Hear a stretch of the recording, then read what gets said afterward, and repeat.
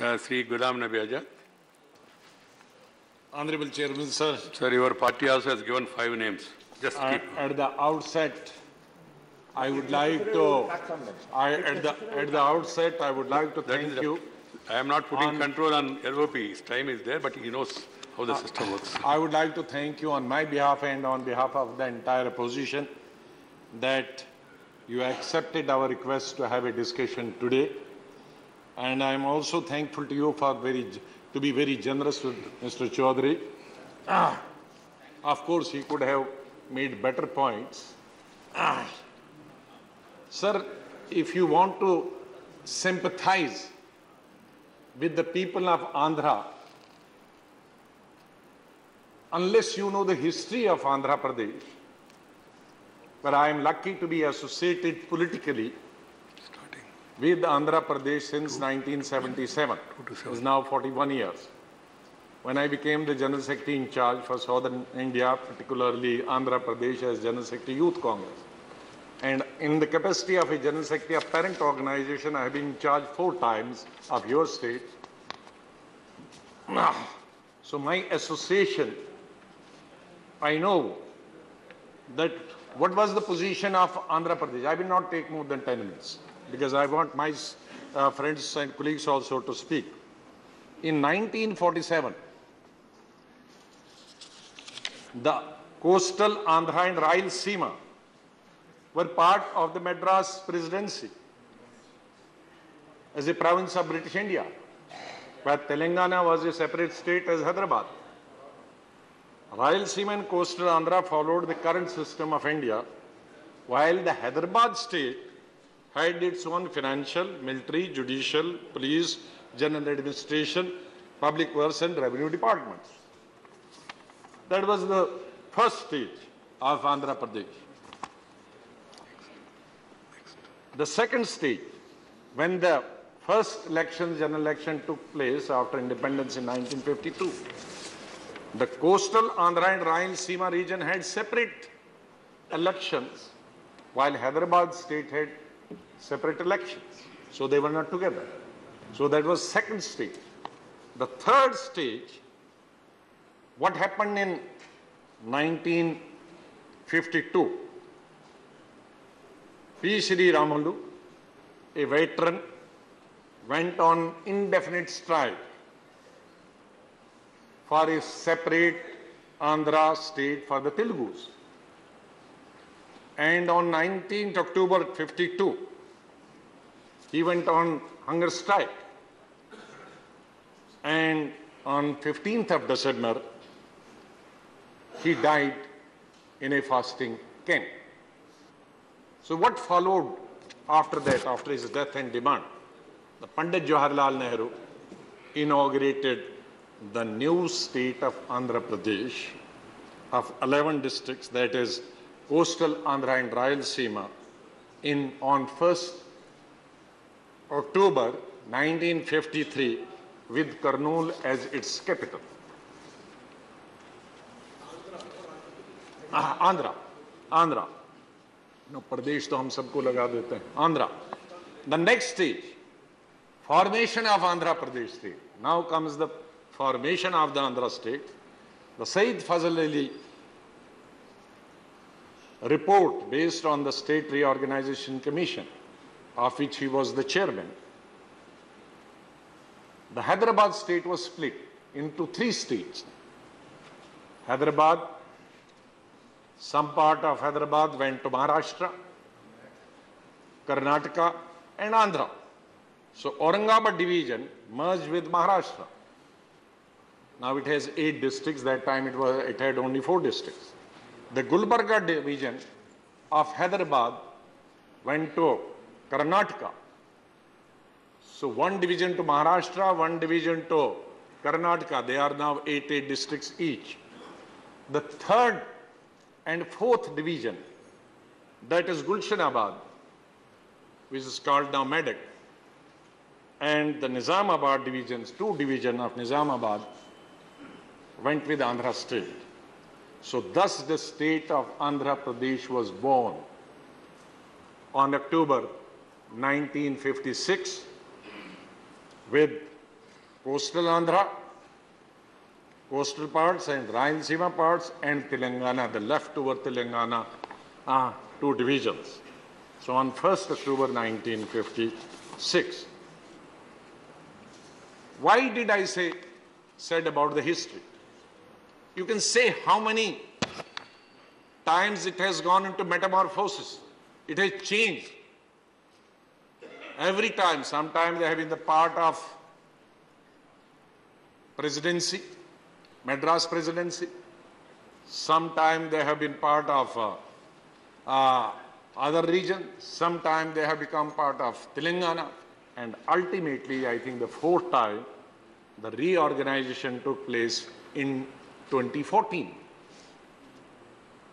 So knowing the history of the people of Andhra region, Rayalaseema and coastal Andhra in particular, they deserve full sympathy. Not only sympathy from the parliament, not only sympathy from this present administration, but sympathy from the entire nation. That this whole organization has gone number of changes since 1947. They have not been allowed to, allowed maximum time to resettle and make their own assets. Well, it necessitated so. There was a long demand. I don't deny that the demand was not just. The demand of Telangana was also just. But at the same time, the demand of the people of present Andhra Pradesh is as just as the demand of the people of Telangana was for a separate state. So having divided that state into two, into the present state of Telangana and Andhra, we have to see, we have to ensure that both the states progress, both the states develop. Well, Telangana have enough of resources, enough of assets, being the capital for being quite some time and even being the capital during Nizam's period. So it has some advantages. Which advantages the present Andhra Pradesh does not have? If the present Andhra Pradesh does not have the same advantages which the Telangana state has, it is for the government of India, to support this government. It is a newborn state. The newborn state requires the same nourishment, same feed as a newborn child requires. So this state requires a lot of financial assistance. Sir, the Reorganization Act was notified with appointed date of bifurcation on June 2nd, 2014.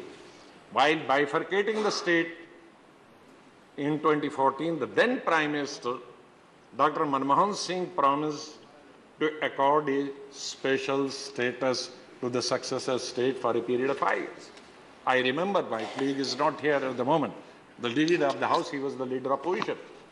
He wanted, and many leaders of the opposition party at that, from the present government, said, no, 5 years is not enough.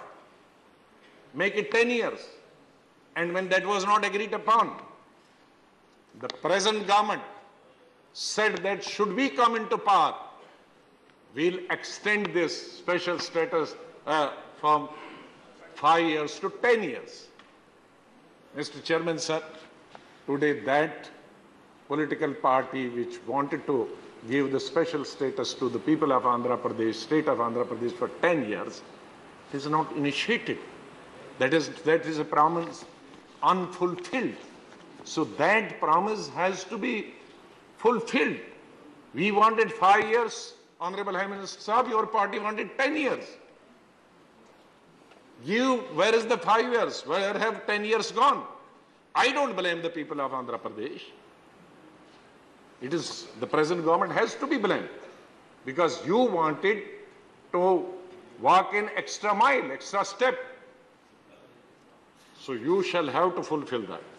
Sir, in lieu of the special status, this present government has said on a number of occasions on the floor of the House and outside the House that we have given a special package to the state of Andhra in place of special status.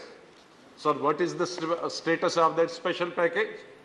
So the government of India had promised to give 16,447 crore, and as against 16,447 crore, only 400 crore has been disbursed.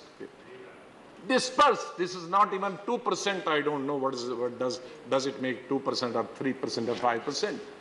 Now it is almost 5 years. It is 5 years. Now steel plant at Kadapa was promised. That has not been fulfilled. Visakhapatnam steel plant is not being allotted captive mines in the Kadapa region. For the development of the physical and social infrastructure of the 7 backward districts, the government of India has just sanctioned 150 crore. This is a peanut for the development of 7 backward districts, and districts of Andhra Pradesh, population-wise and otherwise, geographically are very, very big, huge. Development of Amravati capital, the state capital, just 1,500 crore.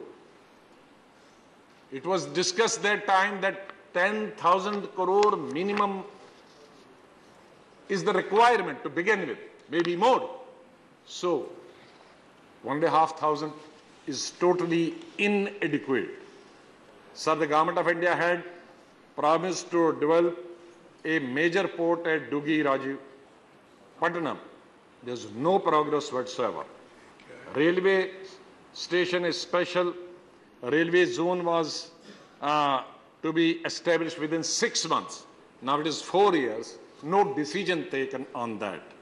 So all these, the affidavit filed by the centre in the Supreme Court on July 5th is claimed that all commitments under the AP Reorganization Act 2014 had been addressed and that it is unable to give the SCS to AP.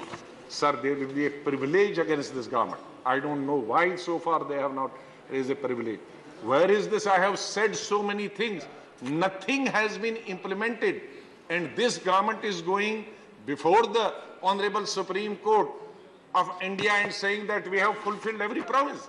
Sir, this is totally, I don't want to use very strong words, but you are deceiving the nation, you are deceiving the parliament decision, and you are deceiving, this government is deceiving the people of Andhra Pradesh. I take strong plea on behalf of the opposition that the promises made by the previous government and the promises made by the present government should be fulfilled forthwith.